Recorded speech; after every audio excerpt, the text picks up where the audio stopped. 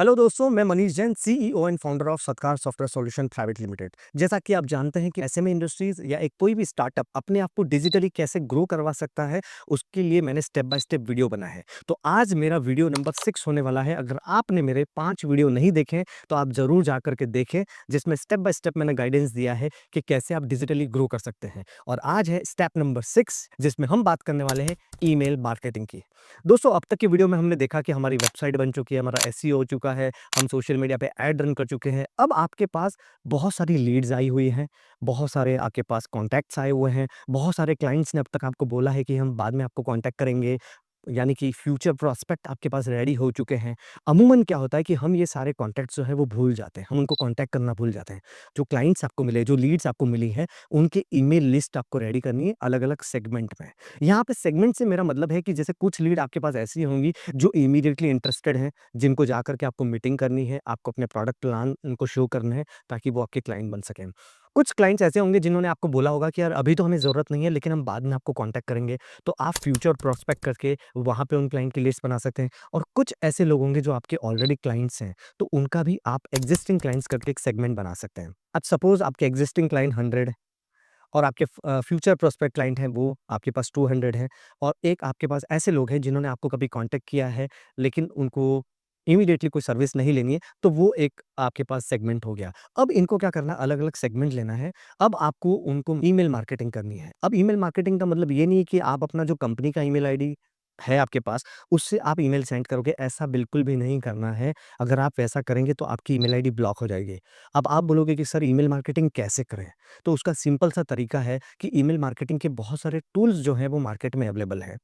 Tool से मेरा मतलब है जैसे कि एक मेल लाइटर करके आता है, एक आता है मेल बूस्टर करके आता है, ज़ोहो भी अपना ईमेल कैंपेन प्रोवाइड करता है। अब उसमें आपको क्या करना है कि जैसे आपने मेल लाइटर का साइन अप कर दिया, साइन अप करने के बाद उसमें आप सेगमेंट बना लो कि ये मेरे 100 एग्जिस्टिंग क्लाइंट हैं। अब 100 एग्जिस्टिंग क्लाइंट का नेम, नंबर और ईमेल आईडी जो उन्होंने फॉर्मेट दिया है, उस फॉर्मेट के अंदर आपको एंट्री कर लेनी है।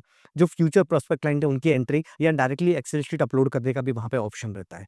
अब आपको क्या करना है, ईमेल मार्केटिंग करनी है। बहुत सारे प्लेटफ़ॉर्म जो हैं, जो इनिशियल लेवल पे फ्री होते हैं।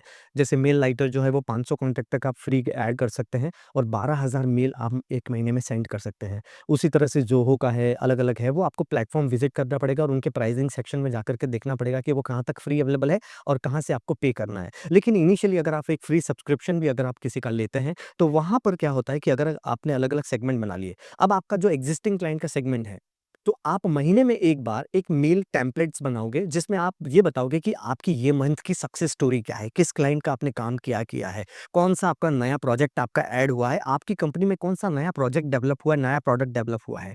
तो ये सारी चीज़ों का आप एक न्यूज़लेटर काइंड ऑफ एक ईमेल टेम्पलेट बनाएँगे जो बॉडी के अंदर ओपन होता है, अटैचमेंट में नहीं होता है। जब आप वो इस तरह का टेम्पलेट बनाएँगे और आप अपने एक्जिस्टिंग क्लाइंट को सेंड करेंगे, तो आपके एक्जिस्टिंग क्लाइंट को आप याद रहते हैं।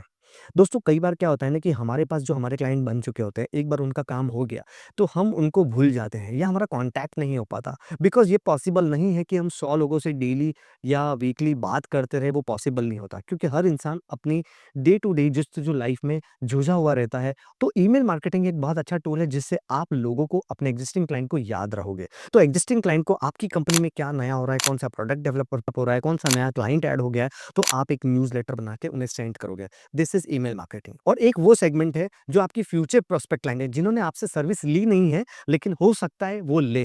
तो मान लो फ्यूचर प्रोस्पेक्ट में आपके पास 200 कस्टमर के ईमेल आईडी है। अब आप उनको क्या भेजोगे? कौन-सी सक्सेस स्टोरीज़ आपने रिसेंटली अचीव करी है? कौन से क्लाइंट का आपने काम कर प्रॉब्लम उनका रिज़ॉल्व किया है? इस टाइप का आप न्यूज़लेटर टेम्पलेट्स बनाओगे और उन लोगों को भेजोगे जो आपकी एक्जिस्टिंग क्लाइंट की सक्सेस स्टोरी है। ताकि आपकी फ्यूचर प्रोस्पेक्ट क्लाइंट को ये देख कर के लगेगा कि यार ये लोग कितना अच्छा काम कर रहे हैं और इनके ज़रिए जिनका ये काम कर रहे हैं वो काफ़ी लोग आगे भी बढ़ रहे हैं, इनकी काफ़ी सक्सेस स्टोरी भी आ रही है। तो इन अ वे ईमेल मार्केटिंग के ज़रिए आप अपने फ्यूचर प्रोस्पेक्ट क्लाइंट का फ़ॉलो-अप भी ले सकते हैं।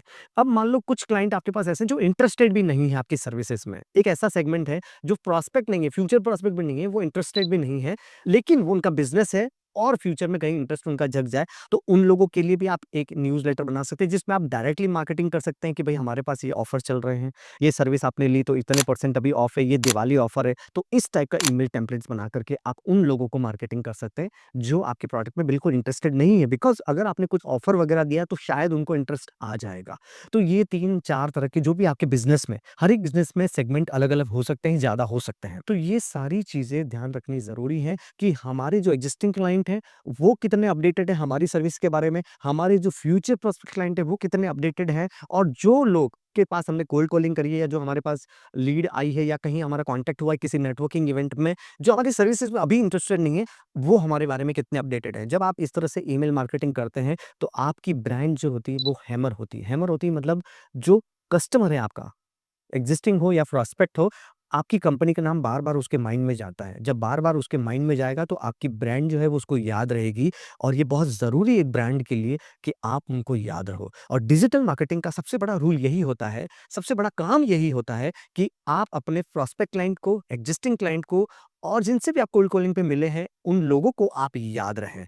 तो ये है मेरा छठा स्टेप, जो कि ईमेल मार्केटिंग है। तो आप जल्दी से जाइए और ईमेल मार्केटिंग के कौन से प्लेटफ़ॉर्म अवेलेबल हैं, वहाँ पे साइन अप करिए, अपने कस्टमर की एंट्रीज़ वहाँ पे करिए, और बेसिक वहाँ पे टेम्पलेट्स दिए हुए हैं, वहाँ पे टेम्पलेट्स बना करके अपने क्लाइंट को ईमेल मार्केटिंग करना शुरू करिए। मैं फिर मिलूँगा अगले वीडियो में, जिसमें मैं जो मेरा इस सीरीज़ का, डिजिटल मार्केटिंग सीरीज़ का लास्ट वीडियो होने वाला है, जिसमें बहुत ही बड़ी बात करने वाला हूँ और बहुत ही इंपॉर्टेंट बात करने वाला हूँ कि ये 6 वीडियो का जो पूरा सार है, ये 6 वीडियो, अगर वो लास्ट 7वाँ वीडियो अगर आपने नहीं देखा, तो ये 6 वीडियो का काम भी आपका फेल हो सकता है। वो 7वाँ स्टेप इतना बड़ा है, तो वो अगले वीडियो में मिलूँगा। अगर आप चाहते हैं कि वो अगली वीडियो की जानकारी आपको फटाफट मिलती रहे, तो आप जो सब्सक्राइब का बटन है उसको प्रेस करें, बेल आइकन प्रेस कर दें, ताकि जब भी हम वो वीडियो अपलोड करें, आप तक वो पहुँच जाए। मैं फिर मिलूँगा अगले वीडियो में। Thank you very much.